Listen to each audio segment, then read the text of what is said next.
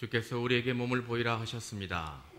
아멘. 하나님께서 이 자리에 함께 하심을 믿습니다. 아멘.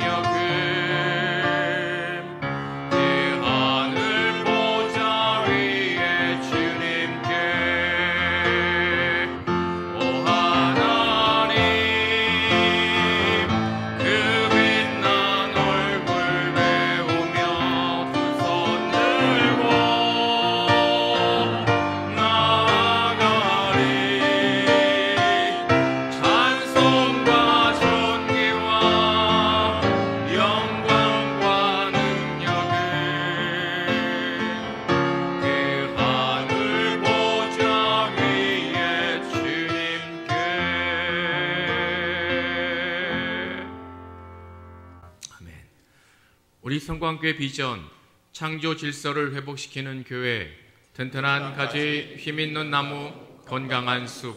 우리 이 시간 공동으로 예배와 그리고 교회 공동체 설교자를 위해서 함께 통성으로 기도하겠습니다.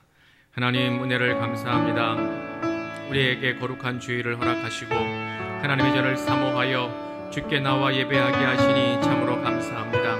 하나님, 오늘 우리가 드리는 예배가 주님의 기쁨이 되게 하시고 그 하나님의 기쁨이 우리에게 은혜로 경험되는 복된 시간, 예배의 시간 되게 하여 주시옵소서. 우리의 허물과 우리의 죄악을 보혈로 정결하게 십자가의 보혈로 정결하게 씻기시고 오직 우리가 산 제물 되어 산 제사 드리는 귀하고 복된 이 시간 될 수 있도록 성령 하나님 은혜를 우리에게 베풀어 주시옵소서. 예배가 우리의 삶의 전부임을 믿음으로 날마다 고백하게 하시고 예배해야 하는 거룩한 이 시간을 구별하며 또 우리의 삶의 자리에서 하나님께 예배하는 복된 예배자로 살아갈 수 있도록 우리의 성광의 모든 성도들을 붙드시고 인도하여 주시옵소서. 점점점 예배하기가 어려워진 시대를 우리가 살아가고 있습니다. 그러나 하나님, 우리가 어떠한 환경과 우리가 삶의 자리에서도 하나님을 예배하는 것을 잊지 않게 하시고 하나님을 예배하는 것이 우리에게 가장 큰 기쁨이며 주님의 능력에 경험되는 복된 시간임을 믿음으로 고백하는 복된 우리의 성광의 성도들 될 수 있도록 은혜를 허락하여 주시옵소서. 이 시간 성령 하나님 임재하여 주시어서 하나님의 눈을 우리의 눈으로 보며 주의 음성을 주의 음으로 주기로 들을 수 있도록 이 시간 예배의 하나님 온전하게 주님의 능력으로 충만하게 허락하여 주시옵소서. 예배를 방해하는 사탄의 악한 영들을 물리쳐 주시옵소서.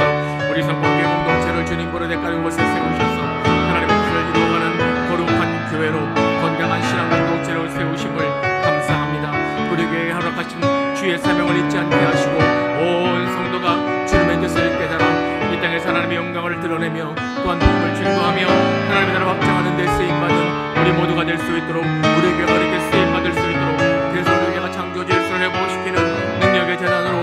세워지게 하여 주시옵소서. 우리의 성광의 성도들과 가정을 교회로 세우시고 교회로 부르시며 교회로 살게 하셨사오니 그들 가운데 교회의 능력이 나타나며 교회의 영광을 드러낼 수 있도록 오늘도 역사하여 주시옵소서. 부족한 정을 강단에 세우셨습니다. 입술에 기름 부으시고 성령의 능력을 덧입혀 주시어서 말씀을 증거할 때 부족한 드러나는 종이나 듣는 모든 성도가 되게 하시고 하나님의 뜻을 분별하며 깨달아 믿음으로 결단하는 은혜의 시간 되게 하여 주시옵소서. 모든 걸 주께 맡겨 드립니다. 존귀하신 예수님의 이름으로 기도하옵나이다. 아멘.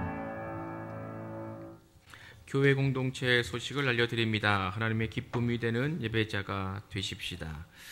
우리의 거룩함 회복을 위하여 우리의 일상을 위해서 손으로 쓰는 묵상 그리고 333 기도 운동으로 우리 모든 성도들의 삶이 날마다 더 거룩해지는 거룩함을 회복하는 은혜가 있기를 바랍니다. 손으로 쓰는 묵상 5월 달이 준비되어서 여러분들에게 이제 판매를 하게 됩니다. 특별히 우리가 지금 예배하기 어려운 시절을 보내고 있기 때문에 여러분들 예배를 마치고 가시면서 한 권씩 구입하셔서 매일매일 말씀을 쓰고 또 묵상하며 우리의 거룩함이 회복되는 그러한 삶을 살아갈 수 있기를 바랍니다. 기획위원회를 2부 예배를 마치면 회의실에서 잠시 동안 갖겠습니다. 우리 기획위원들은 늦지 않고 2부 예배를 마치면 모여주시기를 12시 전쯤, 12시 전후쯤에 모여주시기를 바랍니다. 4월 30일은 공휴일이어서 교회 사무실, 교회가 휴무한다는 거 여러분들 기억해 주시기를 바랍니다. 이제 5월을 시작하면 예배가 또 좀 회복될 수 있지 않겠나 기대를 합니다. 5월달 안내위원장 양순자 장로님, 윤영식 장로님, 헌금위원장 이종무 장로님, 조재익 장로님, 그리고 안내위원, 헌금위원 기도하시면서 예배를 잘 섬겨 주시기를 부탁을 합니다. 주변에 없는 광고를 하나 드리면 여러분들 예배 드리면서 이 마스크를 이제 쓰고 계시는데 이제 뭐 마스크 쓰는 것이 거의 이제 일상이 되어서 좀 덜 불편하게 여기실런지 모르겠습니다만 그래도 여전히 마스크는 불편하지요. 특별히 이제 안경 쓰시는 분들은 마스크를 쓰면 안경을 자꾸 가리기 때문에 마스크를 자꾸 이렇게 벗고 그러게 됩니다. 저도 그렇고요. 그러게 되는데요. 그래도 우리가 다른 분들 예배 자리에 나오신 다른 분들에게 피해를 주지 않으시려면 좀 불편하시더라도 예배 동안 1시간 동안 마스크를 벗는 일이 없도록 마스크를 그냥 쓰시고 예배를 드리시는 그러한 좀 예의는 지키는 것이 좋지 않겠나 생각을 합니다. 늘 잘하고 계시지만 그래도 혹시라도 다른 분들이 좀 불편하게 여기시는 분들이 계실 수 있기 때문에 말씀을 드리는 것이니까 널리 양해하시고 마스크를 예배 중에 벗는 일이 없도록 그렇게 좀 부탁을 드리겠습니다. 기도하겠습니다. 하나님 은혜를 감사합니다. 오늘 거룩한 주일 하나님의 전에 나와 예배하며 우리가 귀한 예물을 구별하여 주께 올리워 드립니다. 우리의 삶에 필요한 모든 것을 주시는 하나님, 우리가 쓰고 사용하는 물질 또한 주께서 우리에게 허락하신 것임을 믿음으로 고백하며 11조 감사헌금, 선교헌금, 첫주 감사헌금, 주일헌금, 1,000번째 헌금 그 외의 여러 헌금을 하나님께 올리워 드립니다. 우리가 드리는 예물을 받으시고 그 예물이 하나님을 영화롭게 하며 이 땅에서 귀하게 쓰여지는 복된 예물 되게 하여 주시옵소서. 하나님, 이 어려운 시기에도 주께 예물을 기쁨으로 올리워 드리는 우리의 성광의 성도들의 삶의 자리를 주께서 섬세하게 보살피시고 주께서 눈동자와 같이 지키셔서 저희들에게 하나님의 한량없는 은혜를 날마다 더하여 주시옵소서. 물질로 인하여 염려하거나 근심하지 않도록 풍성하게 베푸시고 마르지 아니하는 기름진 복으로 충만하게 채워 주시옵소서. 모든 말씀 거룩하신 예수님의 이름으로 축복하며 기도하옵나이다. 아멘.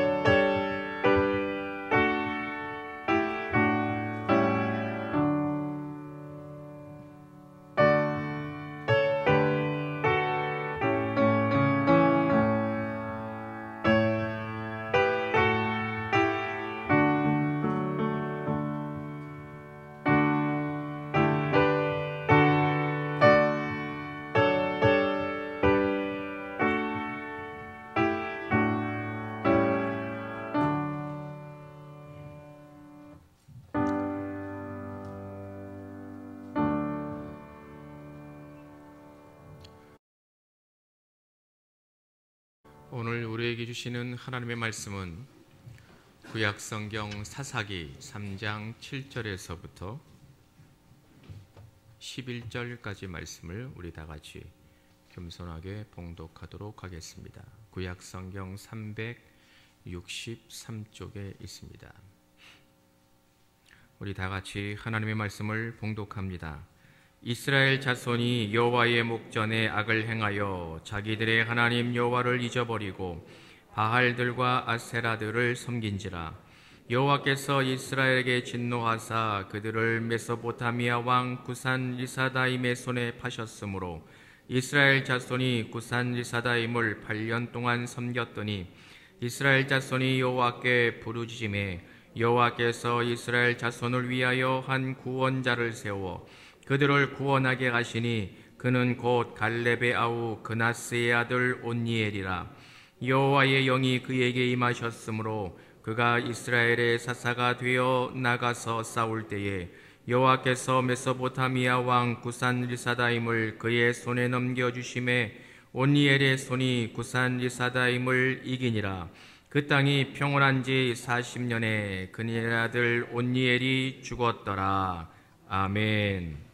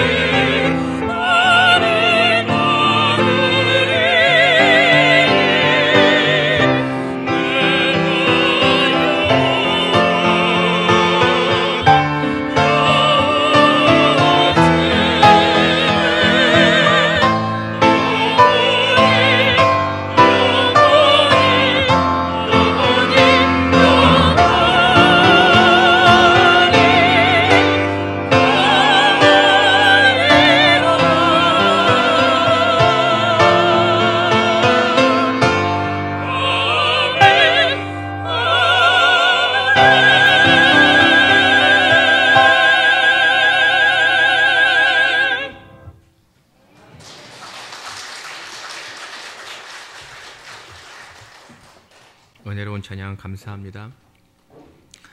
우리 함께 예배하는 성도님들, 좌우에 앞뒤에 계신 성도님들을 좀 이렇게 바라보시면서 웃으시면 눈으로 이렇게 웃는 거 알아요. 안 웃으시면 아시죠? 웃으시면서 우리 함께 좀 주님의 인사 함께 나누겠습니다. 주님의 평안을 빕니다. 주께서 우리 성도들에게 하나님의 평강이 넘치기를 기원합니다.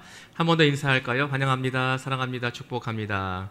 환영합니다. 사랑합니다. 축복합니다. 여전히 우리를 어렵게 하고 또 우리의 환경이 우리 성도들을 힘들게 하더라도 하나님께서 여러분들을 능히 이기게 하시고 또 위로하시고 또 새 힘을 주시어서 한 주간에도 하나님의 평강이 또 하늘의 큰 기쁨이 우리 모든 성도들에게 가득하시기를 축원합니다. 축복합니다. 잠시 기도하겠습니다. 하나님, 이제 우리가 주의 말씀 앞에 섭니다. 주님, 우리에게 들려주시는 그 말씀에 집중하며 하나님의 뜻을 깨달아 말씀으로 새로워지는 은혜를 내리워 주시옵소서. 부족한 종의 허물은 십자가로 가리우시고 오직 하나님만이 우리 모두에게 임재하시며 이 자리에 좌정하여 주시옵소서. 존귀하신 예수님의 이름으로 기도하옵나이다. 아멘. 할렐루야. 할렐루야.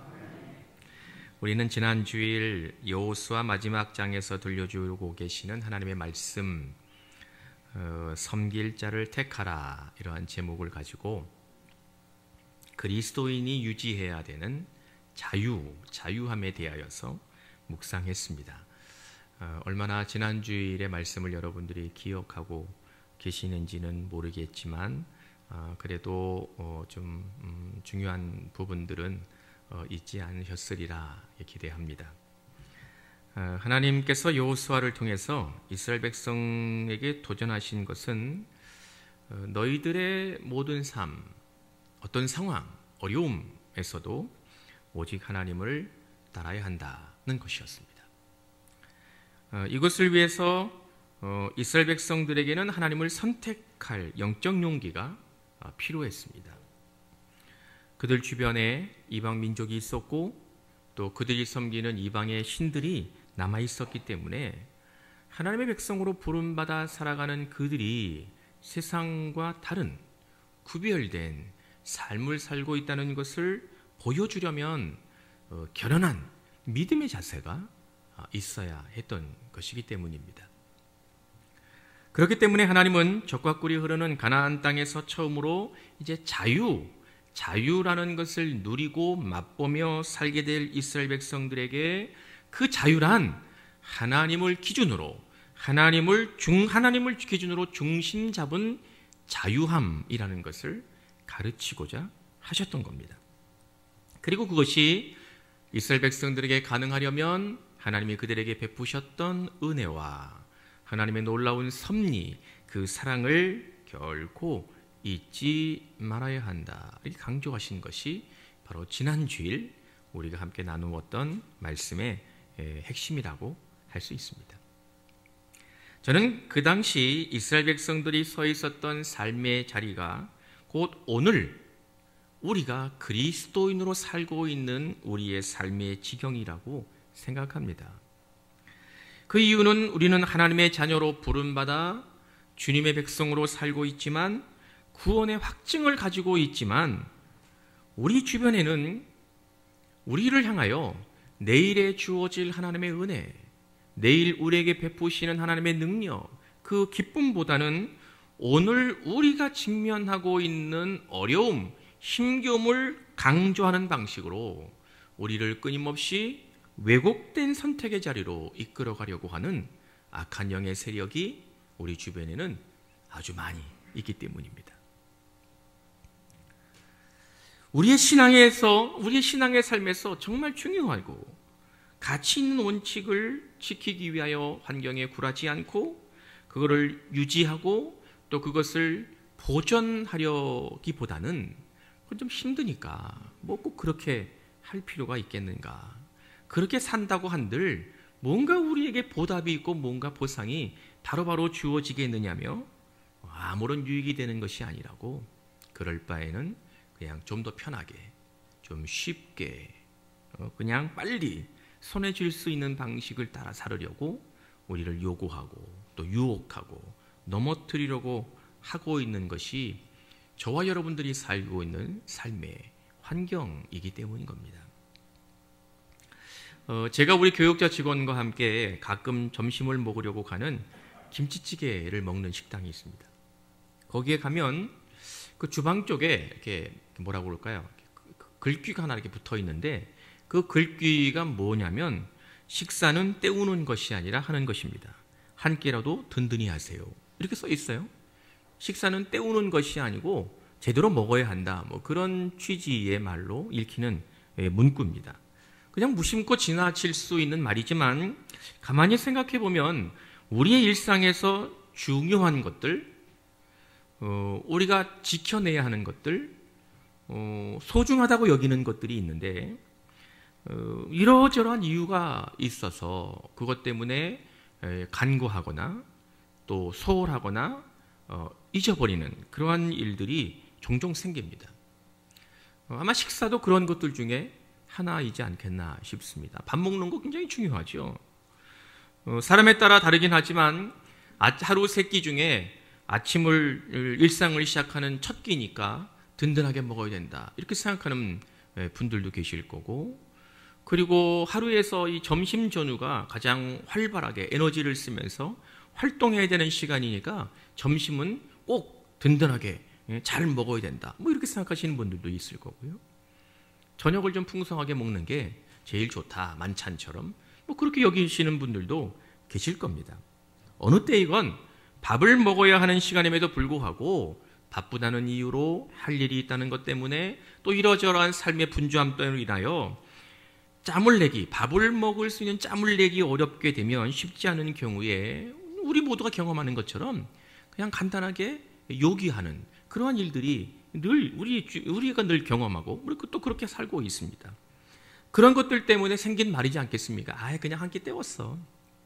바쁘니까 한 끼 때우고 말지 뭐. 이런 말들이 우리가 그냥 자연스럽게 하게 된 것이지 않을까 생각을 하게 됐습니다. 그 식당에 있는 문구와처럼 밥은 때우는 것이 아니라 충분히 우리의 에너지를 쓰도록 하기 위하여 공급받으려면 우리가 좀 하루를 활기차게 그리고 능률적으로 뭔가 좀 이렇게 생산적으로 살아가려면 밥을 잘 먹어야 되는 거죠. 간단하게 때우는 것으로 끝일 것이 아니라 잘 먹어야 되는 거죠. 그리고 보니 먹는 것이라는 것이 굉장히 중요한 일이죠. 매일매일 하루에 3번 먹어야 되는 거니까 뭐 아무렇지 않은 것처럼 여겨지긴 하지만 사실은 굉장히 중요한 우리의 일상에 우리의 삶에서 놓쳐서는 안 된 일이라는 걸 알게 됩니다.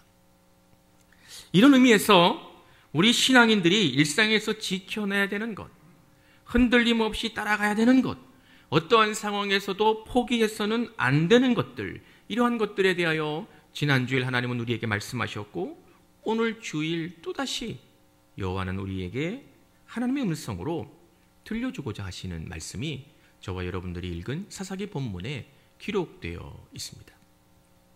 오늘 말씀에 집중하면서 하나님이 우리에게 주시는 뜻을 다시 한번 깨닫고 또 믿음을 우리에게 새롭게 결단하는 은혜가 저와 여러분들에게 있기를 간절히 기원합니다. 사사기 3장을 관통하는 가장 중요한 그러한 말은 오늘 설교 제목으로 제가 삼았던 것처럼 전쟁을 모르는 세대입니다. 그래서 이것이 이제 사사기 3장에서 가장 중요한 핵심이 되는 말이 아닐까 생각을 하게 된 겁니다. 전쟁을 모르는 세대. 우리가 오늘 본문으로 읽진 않았는데 1절을 읽어보면 이렇게 기록이 되어 있습니다. 가나안의 모든 전쟁을 알지 못한 이스라엘. 가나안의 모든 전쟁을 알지 못한 이스라엘 백성이라고 이제 기록을 하고 있습니다. 아마도 이것이 2020년 오늘 위기의 시대에 살고 있는 우리 그리스도인들을 상징적으로 보여주고 있는 사람들이지 않을까? 말씀을 묵상하면서 느끼게 된 겁니다.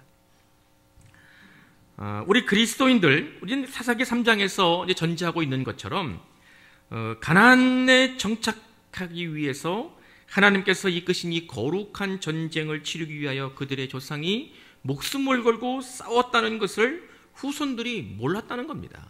이것이 사사기 3장의 전제가 되는 겁니다. 그런데 이러한 전제가 어떻게 성립하였는지를 성경 본문을 보거나 또 역사 자료를 찾아보면 좀 이해가 안 되는 점을 발견할 수 있습니다. 지난주에 우리가 묵상했던 여호수아가 하나님께 부름을 받아 하늘나라에 가기 전 시대를 대략 주전 1390년경으로 봅니다. BC 1390년경으로 보고요. 그리고 사상이 3장에 쓰여졌던 이 온니엘이 활동했던 이 시기를 주전 1350년, 이 40년 정도의 시기로 그냥 대략 보고 있습니다. 그러면 그 차이가 한 40-50년 정도의 이제 간격이, 시대적 간격이 발생하는 거죠. 짧게 보면 아버지 세대일 수 있고요. 길게 본다면 할아버지 세대로 볼 수 있습니다. 이 가나안 정복 전쟁에 대하여 아들 세대나 손주 세대가 알지 못했다는 겁니다. 상식적으로 말이 잘 안 되죠. 이것이 뭐 수백 년이 지난 것도 아닌데. 더군다나 우리가 읽지 않았지만 사사기 2장 10절을 읽어보면 이스라엘 백성들이 여호와 하나님을 완전히 잊었다, 떠났다고 기록을 하고 있습니다. 그런데 오늘 우리가 읽은 본문 9절을 보면 여호와께 부르짖음에 이스라엘 백성들이 하나님께 부르짖었다는 이 말을 보면 이게 어떻게 가능한 일이었을까? 하나님을 잊었다는 사람들이 어떻게 여호와께 부르짖을 수 있었을까? 이게 좀 앞뒤가 맞지 않는, 이 전제가 잘못된 것 같은 느낌을 받게 하는 겁니다. 그들이 하나님께 부르짖었을 때에 메소포타미아 왕이었던 구산 릴사다임의 왕으로부터 그들을 건져내시고 그들을 위기에서 그들을 공격하고 그들을 위기로 몰아넣었던 것들을 풀어주시고 살려달라고 애원했던 이러한 일들을 볼 때 좀 상식적으로 좀 납득이 안 되는 본문의 말씀인 것처럼 여겨집니다. 그럼에도 사사기 3장은 분명 가나안 전쟁을 위하여, 가나안 정복을 위해서 전쟁이 있었다는 것을 알지 못하는 이스라엘 백성이라고 규정하고 있는 겁니다. 한 40-50년 사이에 무슨 일이 있었던 걸까요? 여호수아가 죽고 온니엘이 활동하기 시작한 그 40-50년 사이에 어떠한 일이 있었던 걸까요? 그렇게 길지 않은 시대인데 말이죠. 한 세대, 한 두 세대가 아직 안 되는 그런 시대인데 말입니다. 우리는 사사기에서 의도하는 바를 알기 위해서 오늘 우리가 본문으로 읽지 않았는데 5절 끝부분과 6절의 말씀을 좀 눈여겨보아야 할 필요가 있습니다. 가운데에 거주하면서 그들의 딸들을 맞아 아내로 삼으며 자기의 딸들을 그들의 아들들에게 주고 그들의 신들을 섬겼더라. 이렇게 기록합니다. 이스라엘 백성들이 가나안 이방 족속들과 함께 섞여 살면서 이방 여인을 딸들을 며느리로 맞이하고 이방의 아들들에게 자신의 딸들을 주어 사위를 삼았다. 그런 뜻이 되는 겁니다. 이것이 오늘 이스라엘 백성들이 하나님을 잊고 이방신을 섬기는 원인이 되었다는 겁니다. 그런데 저는 이 말씀이 의미하는 바가 그냥 겉으로 단순하게 드러나는 것처럼 하나님을 믿지 않는 자녀들과 결혼시키는 것을 통한 그런 의미보다는 조금 더 깊은 의도가 담겨져 있지 않을까 생각합니다. 그것은 결혼이라는 하나의 어떠한 인생의 가장 중요한 행사일 수도 있고 과정일 수도 있고 그런 것을 통해서 이스라엘 백성들이 자연스럽게 그들의 삶에서 하나님을 잊기 시작했다는 겁니다. 자연스럽게 잊어버리기 시작했다는 거죠. 여호수아가 죽기 전에 가나안 정복 전쟁을 마무리하고 이제 자유로운 삶을 시작하는 이스라엘 백성들, 그러니까 오늘 사사기 본문을 기준으로 보면 이스라엘 백성들의 조상이었던 아버지, 할아버지 때의 경고한 바처럼 사사기 시대에는 이스라엘 백성들이 이방 신들을 하나님보다도 뛰어나게 여겨서 이스라엘 백성들이 생각할 때 자신들이 어렵고 힘겨운 삶을 살아가는데 하나님이 우리에게 아무런 도움이 되지 않으니까 좀 실질적으로 필요한 신, 자신의 삶에 도움이 될 수 있는 신들이라고 여겨서 하나님을 잊고 하나님을 떠난 것이 아니었습니다. 그들의 삶은 그저 자연스럽게 이방 민족들과 섞여 살게 되었고 그러다 보니 그들도 모르는 사이에 이방 신들을 따라 살게 되었다는 겁니다. 이것이 자연스럽게 이루어졌다는 겁니다. 무슨 엄청난 사건이 발생했던 것이 아닌 거죠. 사실 이게 더 큰 문제인 겁니다. 이 지점에서 우리가 물어야 되는 겁니다. 지난주일 말씀을 기반으로 그것이 과연 이스라엘 백성들이 추구하고 누리고자 했던 자유였던 것인가? 이렇게 물을 수밖에 없는 겁니다. 동시에 지금 우리가 누리고 있는, 저와 여러분들이 살고 있는 이 자유함이 그리스도인들에게 어떤 의미로 다가와야 되는지에 대하여서도 우리가 좀 진지하게 생각해 보아야 할 지점이 바로 이것이라는 것을 우리가 알아야 됩니다. 이러한 질문에 대답하기 위해서 조금 전에 언급했던 것처럼 5절 끝부분에 나오는 가운데 거주하다, 이 말을 우리가 좀 눈여겨보아야 됩니다. 구약 성경의 말로 야샤브 케레브, 야샤브 가운데, 케레브 거주하다, 이렇게 번역한 말입니다. 이 말은요, 가운데 앉다, 몸 안에 살다, 가장 핵심적인 것과 결혼한 것처럼 밀접해지다, 이런 의미로 쓰이는 말입니다. 야샤브 케레브라는 말이죠. 이 말을 통해서 우리가 알 수 있는 건 이 가나안 이방 민족들을 이스라엘 백성들이 어떻게 여겼는지, 그들의 인식이 어떠했는지를 우리가 알 수 있습니다. 엿볼 수 있는 말이 되는 거죠.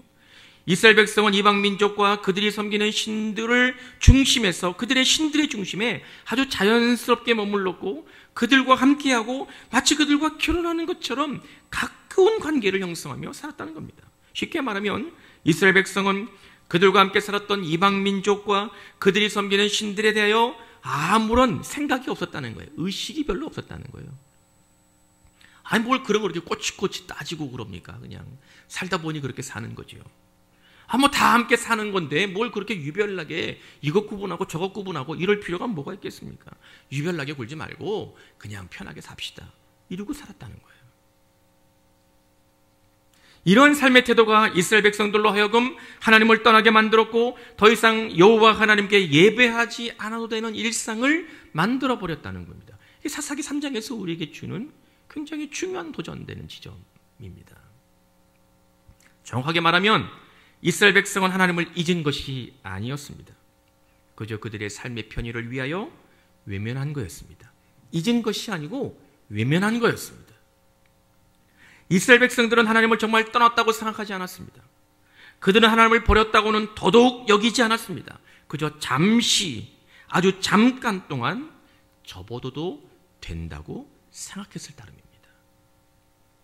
모처럼 마음껏 누리는 자유함이 그들에게 주어졌는데 이제는 노예도 아니고, 이제는 무슨 그들의 조상처럼 광야에서 그냥 힘겹게 하루하루를 생존해 나가야 되는 그러한 시절도 아닌데, 그냥 좀 나만 사는 세상도 아니고 함께 섞여 사는 건데 뭘 그렇게 까탈스럽게 굴 필요가 있겠나, 하루하루 그냥 좋은 게 좋은 거지, 이러면서 그들이 살았다는 겁니다.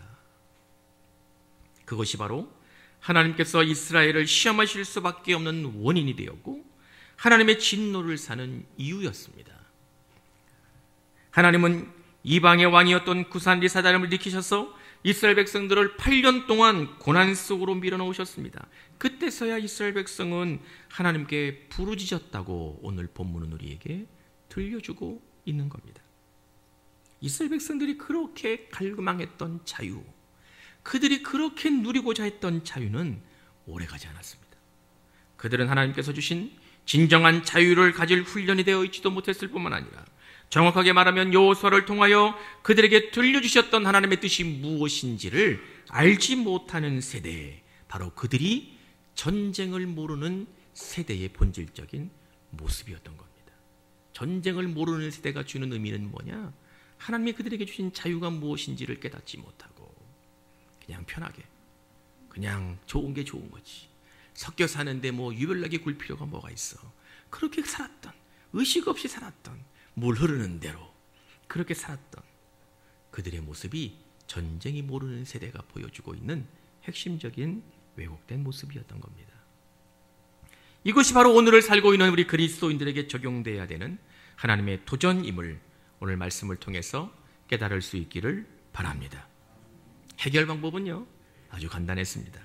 온니엘을 통해서 보여준 것처럼 10절 여호와의 영이 그에게 임하셨으므로, 여호와의 영이 그에게 임하셨으므로, 할렐루야, 할렐루야.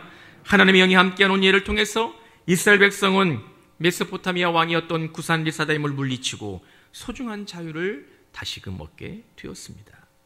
하나님께서 우리에게 주시는 영적 자유는 우리의 의지나 나의 노력이나 어떠한 제도로 유지되거나 누릴 수 있는 것이 아닙니다. 오직 하나님의 영, 성령이 함께 하셔야지만 이 어두운 세상에서도 우리는 유혹에 넘어가지 않고 구별된 성도로 살아갈 수 있다는 것을 깨달아야 될 줄로 믿습니다.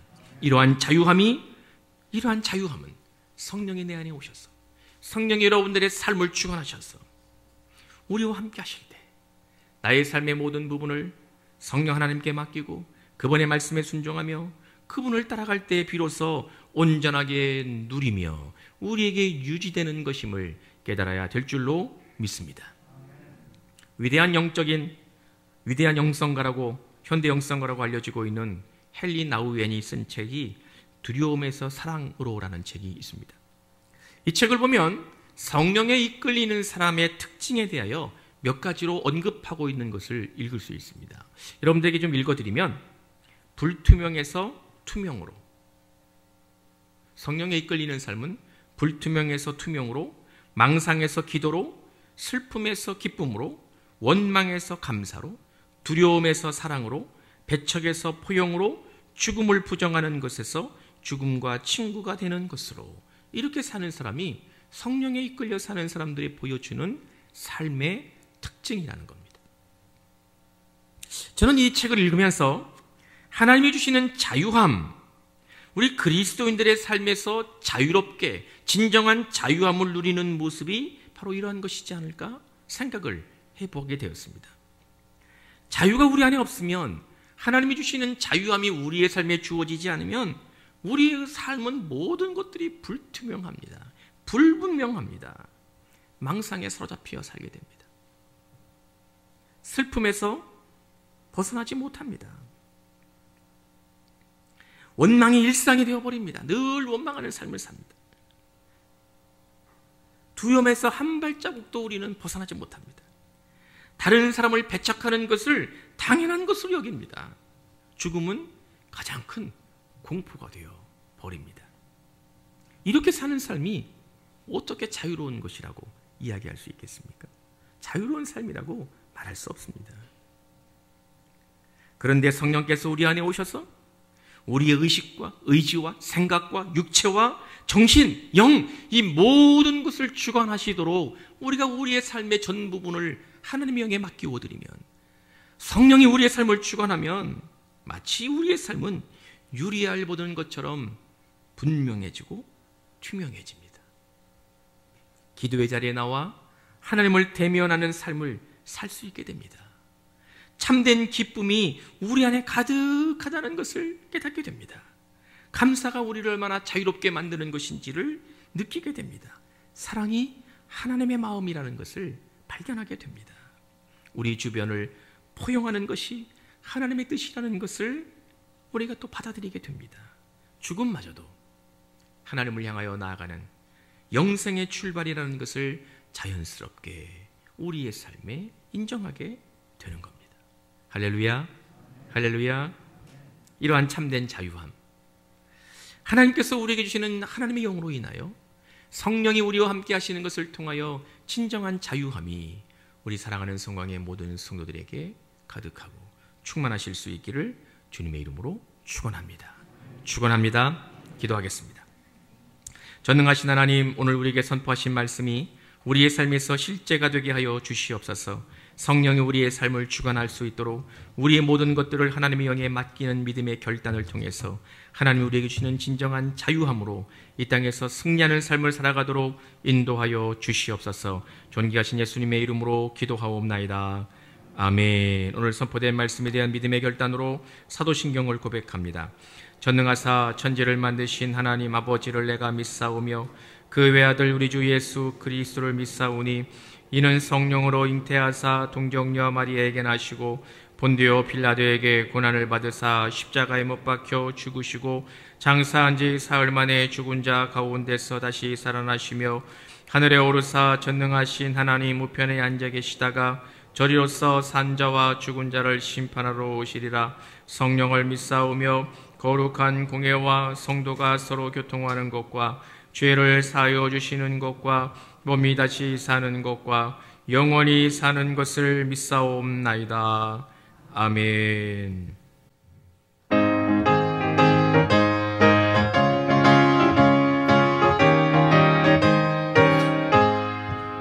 내가 매일 기쁘게 설레의 길 행함은 주의 팔이 나를 안보하며, 내가 주의 큰 복을 받는 참된 비결은 주의 영이 함께함이라. 성령이 계시네, 할렐루야 함께하시네. 좁은 길을 걸으며 밤낮 기뻐하는 것 주의 영이 함께함이라. 전 내 죄에 빠져서 평안함이 없을 때 예수 십자가의 공로에 힘입어 그 발 아래 엎드려 참된 평화 얻음은 주의 영이 함께함이라.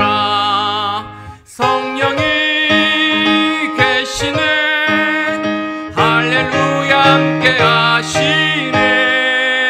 좁은 길을 걸으며 밤낮 기뻐하는 것 주의 영이 함께함이라. 나와 동행하시고 모든 염려하시니 나는 숲의 새와 같이 기쁘다. 내가 기쁜 마음으로 주의 뜻을 행함은 주의 영이 함께함이라. 성령이 계시네, 할렐루야 함께하시네. 좁은 길을 걸으며 밤낮 기뻐하는 것 주의 영이 함께함이라. 세상 모든 욕망과 나의 모든 정욕은 십자가에 이미 못을 박았네. 어두운 밤이 지나고 무거운 짐 벗으니 주의 영이 함께함이라. 성령이 계시네, 할렐루야 함께하시네. 좁은 길을 걸으며 밤낮 기뻐하는 것 주의 영이 함께함이라.